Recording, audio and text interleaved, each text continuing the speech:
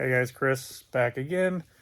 Back finally getting on to Angus. My motor mounts showed up, so patiently waiting to get some work done. So let's get into it today. So it's a pretty basic kit. It was a Amazon, eBay, I don't remember, $30 thing.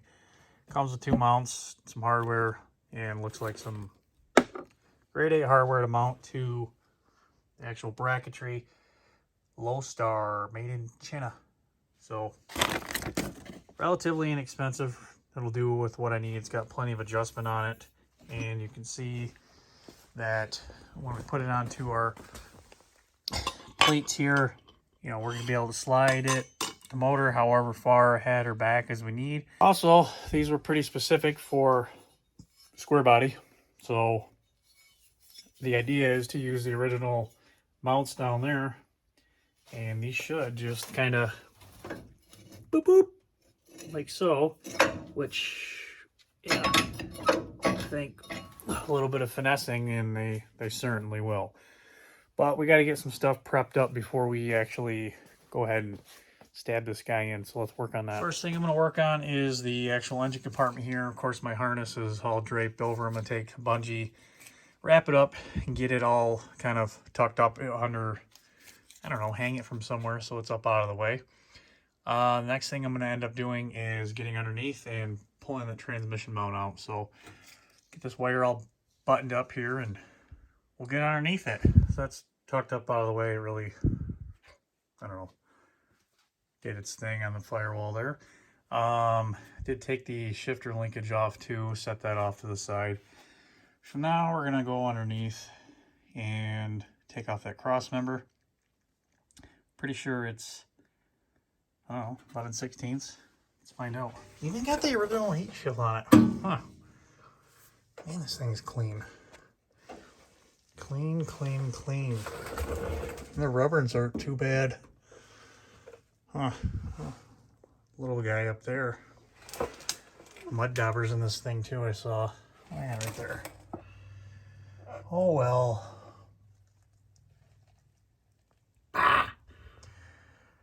So, as I was saying, 11/16. Cross member comes off, and your emergency brake linkage, you know, it's strung on there. I think this one actually probably works. So I'm going to disco it back there and just make it tucked out of the way for right now. Pretty lucky this emergency brake actually still works. Look at this.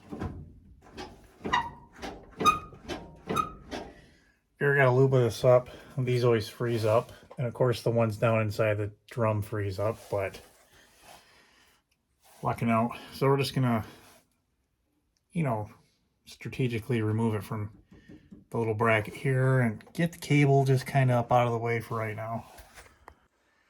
So pretty simple to remove the emergency bracket. This is the linkage that goes up to your underneath. It's adjustable. You just undo it, unclip the cable from there, and then you can go through and loosen up all these little excess holders and remove them as needed. So pretty simple and easy design. Yeah, so let's get this all removed up. Okay, more bolts than I thought it was. 2 up there, 2 down there, 2 there, 2 here. Of course, 3 on here. Working on that one. Those 2 are soaking. Surprisingly came up relatively easy, but yeah, she's out. I'm telling you, those mud daubers are freaking everywhere. So now that's out, that's open. Now we're gonna move on to the motor. It is getting kind of laid out, and I don't have my header bolts that I'm missing. This one's spare that bottoms out because it's way too long. Probably run out tomorrow and get some hardware. But yeah, what else do we got to do right now? Oh, we're going to bolt the starter up to this unit and make sure it fits. So there's a starter, a little crusty, but assuming it just, you know, kind of pops on just like so, some way, somehow, something like that. Yeah. But I think I want to clean this up, test it before we throw it on, because if it needs to be replaced, now would be the time to replace it. And it's kind of bad, so let's clean it up and see what it looks like when we're cleaned up. Okay, so get yourself a 12-volt source for testing out your starter. Ground it out to the body. The way this actuator kind of works is it's going to have constant power to it here all the time from the battery. Just don't touch the body. And then your keyed switch is going to go here. So really, we just got to jump that and it should engage and disengage, because that's what your key hooks to, is right there. And hopefully, I mean, we could just go like that.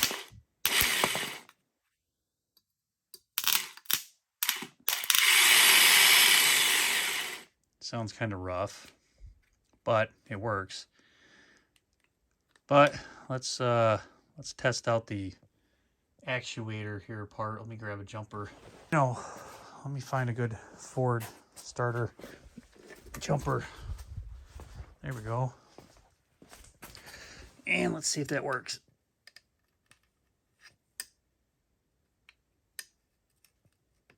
No.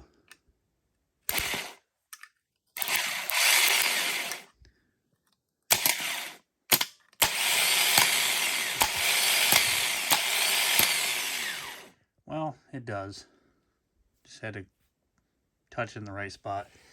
So that's a little dirty, so we'll go ahead and clean all that up and just throw it on. Well, always a crapshoot when you try to take stuff apart and, you know, break it. Kind of had a feeling that was going to happen. Great. Oh well, I guess I'll order one off of the Evil Bay. Or maybe I'll just look at that Trailblazer starter and see if it's got an actuator on it. Okay, so this is the old starter out of Trailblazer. Give me fits. This little doodad looks to be the same as that one.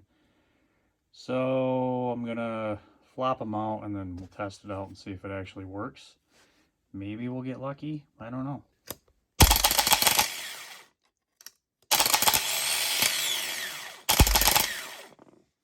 I don't know. It's kind of hitting.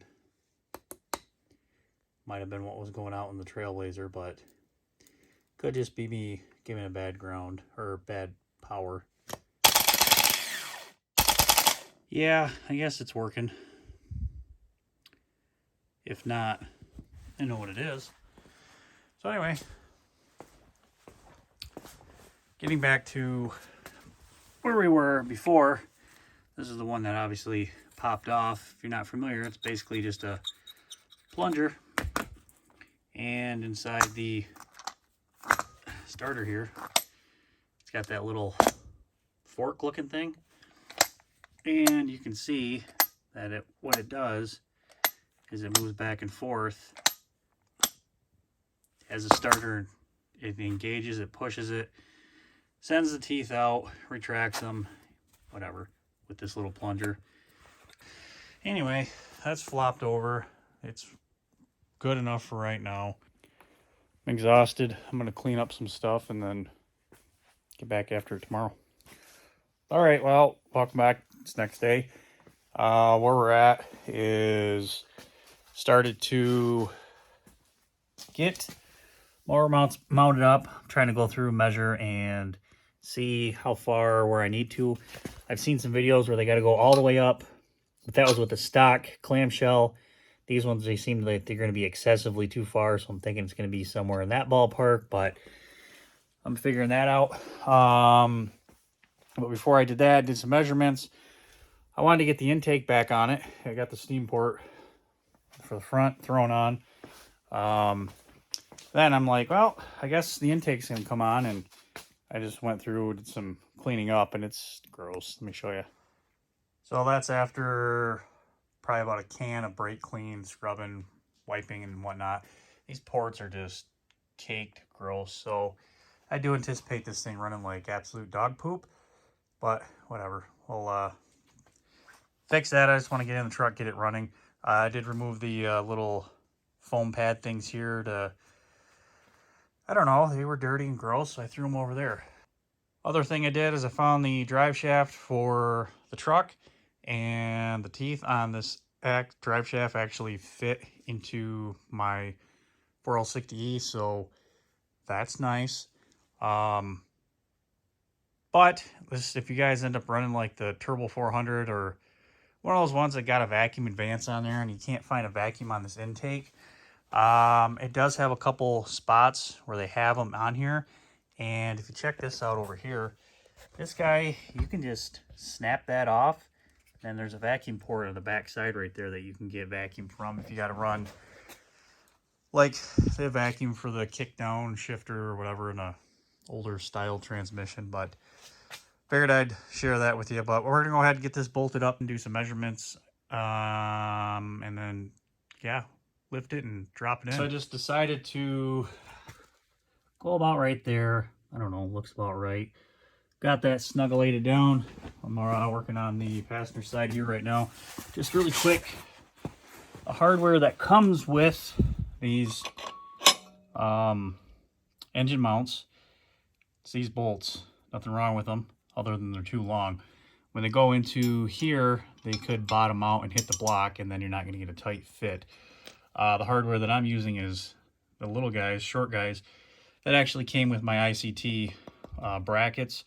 So just, you can use these, trim them up to need be, but as you can see, if they get in there, they're going to bottom out on the block, so you have to trim them up. Also, while we're here talking about the passenger side, this is for your air conditioning. If you're using the truck style mount and using the air conditioners, you can see this motor mount's going to be in the way. So you may have to adjust your motor mounts to accommodate if you're going to run air conditioning, factory air conditioner pump. If I do anything, I'm going to do probably, I think there's a Camaro relocation kit or just make something. I don't know yet, but yeah, just that's where it goes to. Also, if you use a stock C10 clamshells, this might have to get notched out. Just, it's either this or this. Probably this. Probably that. So yeah, that would have to get notched out. Now that I'm looking at it, I'm thinking I might actually want to line that up more with further back, so this is center with here. Well, right, wrong, or indifferent, I don't really care. This is how I'm doing it. I'm sure you guys are probably like, you squint, it's mint. Let me show you. So we got the motor mounts in there, and theoretically they are lined up parallel with the center hub of that front wheel. So now what I did is I have the motor sitting right here next to the wheel, and the motor mount that I have over here is lined up with the center of that wheel. So theoretically, when it's sitting in here, this is how far back it's going to be from the motor mount to the firewall. So then what I did is I took tape measure and I measured from here on the back side to the back of the block, which the back of the block is about lined up to clear the truck intake, hopefully my tube. So I measured it, and it's like 13 5/8 or something like that. Took that measurement, went from the motor mount here to the back of the firewall, and it's close. It is super, super close. So it would fit, but worried about it really sinking in there and kind of yeesh. So we got some play. So I ended up, these were further forward. I moved them back about 1 inch. So the motor theoretically is going to be 1 inch further towards the front. And that should be pretty kosher. I'm going to get one of the headers, put that on, check clearances and stuff on that too, because we also have to worry about where it comes down and whatnot. But then I took my drive shaft and I shoved it in the transmission, and told you it worked. But, and it's in there. It's not like it's past where the wear ring is. Anyway, come on. So I put it at the wear mark and I have it droop down. Theoretically, the anglage it should be on, thereabouts, and put it back here. This, if you follow a straight line, is lined up about right with my drive shaft, yoke, differential, spinner, that thing. So in theory, this should all just mount in, bolt up, and then the axle and everything should go. I'm still gonna have to figure out spacing for the transmission mount here. It's gonna be pretty darn close to where the stock location is. I haven't climbed in there to look, but judging by where all my dirt and everything is, and kind of eyeballing where that brake is over there, I mean, it's gonna be pretty close. We might have to just drill a hole on each side and retap it, but that's not hard to do at all. But I'm very, very, very, very happy that this whole thing is coming together as it is. So I'm gonna grab a header now, bolt it up loosely. Nope. Permanently. Nope. Loosely, and see what kind of measurements I got. Yeah, it's looking pretty good. I'm gonna like the way that those look. Ratty look. Yeah. So anyway, clearance should be fine on that. I did go ahead and mount the transmission bracket on there because I forgot to.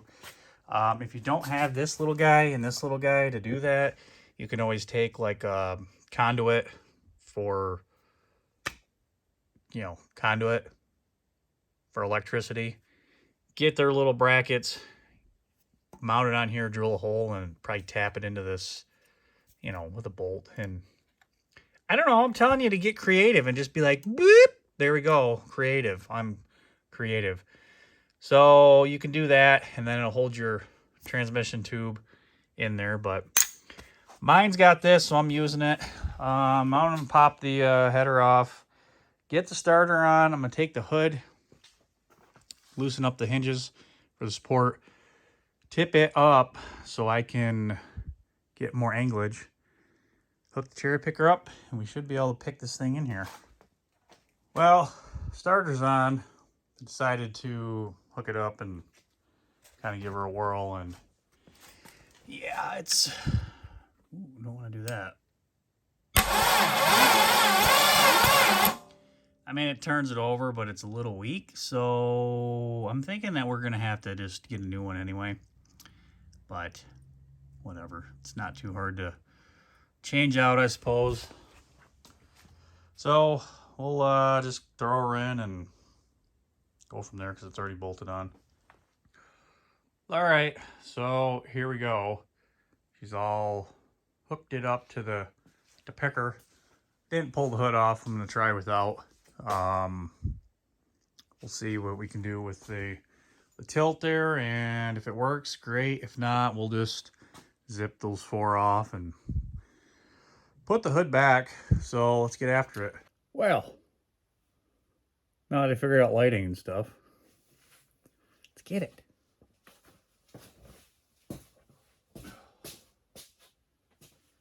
Oh boy.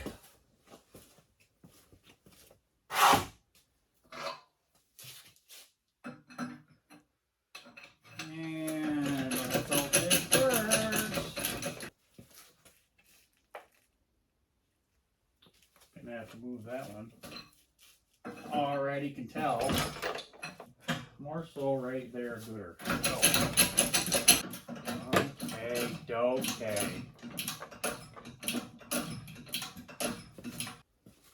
Some dummy forgot to seal up the transmission housing, and now we have lots of fluid all over the floor.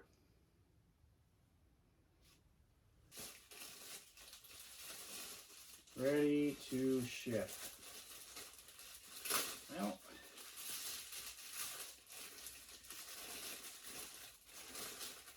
you're all also ready to stop leaking tranny fluid all over the place. Let's see if we got quack tape.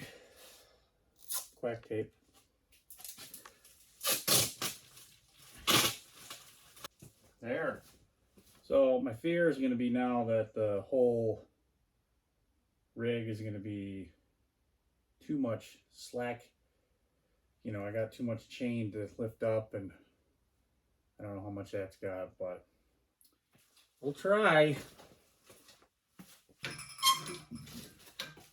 Well, significantly slowed it down, but she was still dripping down there.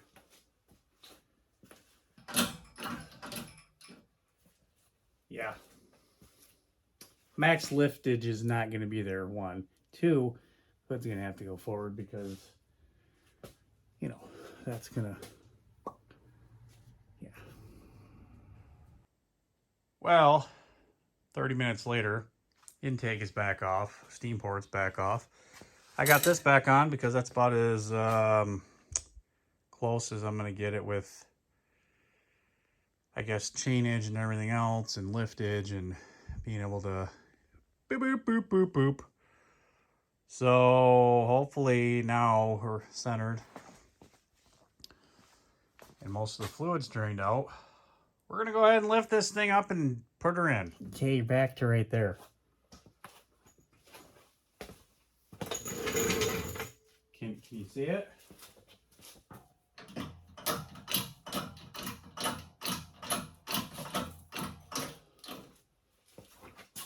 And for those keeping track at home, the truck was on dollies. I jacked it up, took those dollies out, lowered it all the way to the ground so I get more lower edge and more upper edge with that. Science.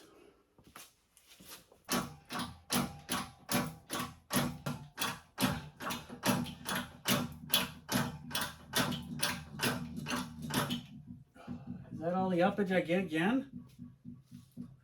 I think that might do it. I think that might do it.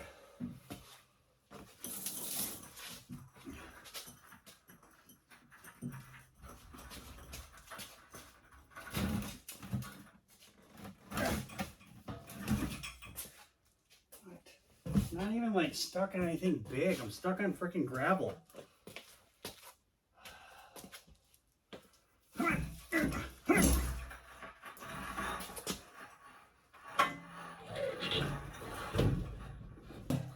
Drip. No, you're not supposed to swing that way. You're supposed to go like this.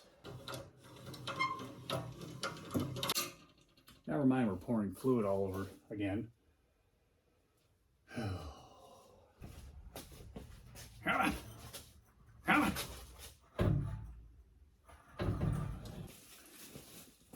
Try to catch some of this fluid anyway. Doesn't need to be all on the floor, does it? Well, we gotta take the hood off, so I'm gonna try to do this with this here. Oh, no!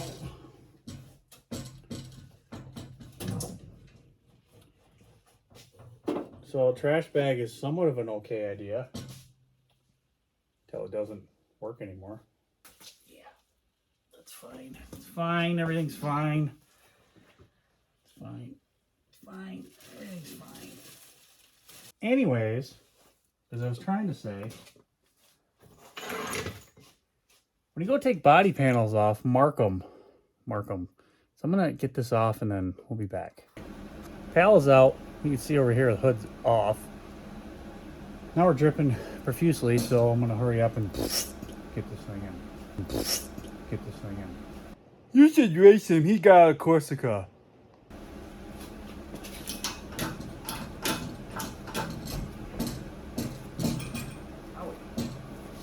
Why did you have to hurt me?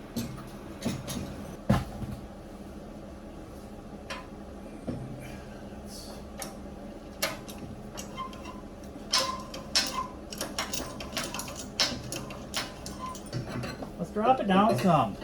Drop it down. Yeah.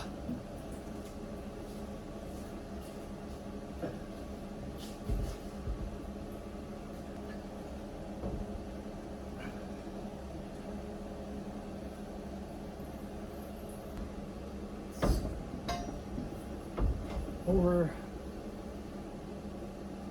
backerish, more gutterish. Oh.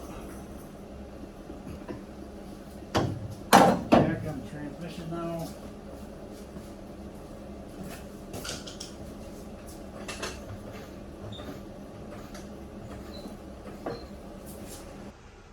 Well, here's where we're at. We are about that far away from where we need to be on our mounts. We don't have much room left back on the firewall. I don't know if you can see that or not. Yeah, not much room left back there. I think if we try, we can maybe get a pry bar in here and see how much we have, but I think we might just we might have to move those clamshells over, but let's try a pry bar it and see what we get to. Well, it's in. Clearance is okay in the back, I guess. I had to move the motor mounts to where I didn't want to move them, but it's in. Both sides are all mounted up, and now I'm gonna get underneath here, kind of eyeball the transmission, you know, because it's under there, murder she wrote kind of style. Get the drive shaft, see if it's in a decent spot, and if it is, we're gonna call the motor good. All right, so I just crawled under there. Cross member is gonna be pretty much spot on. I'm pretty impressed. And drive shaft, I just loosely set it up in there, and of course my transmission's bagged up, but you know what? I think it's gonna work and work out well. So the LS is into Angus, one step closer. It's gonna wrap this video up. We got a lot of work to do yet ahead of us. I'm kind of glad we had took the intake off, because now that I'm looking at all the wiring, I'm gonna run some of the wires underneath the valley here, because clean it up, make it look a little bit nicer. But yeah, we got wiring, power steering, cooling, transmission linkage, fuel. We got quite a bit of stuff we still got to do. So, but that's gonna do it for this video. Thanks everyone for watching. We'll see ya.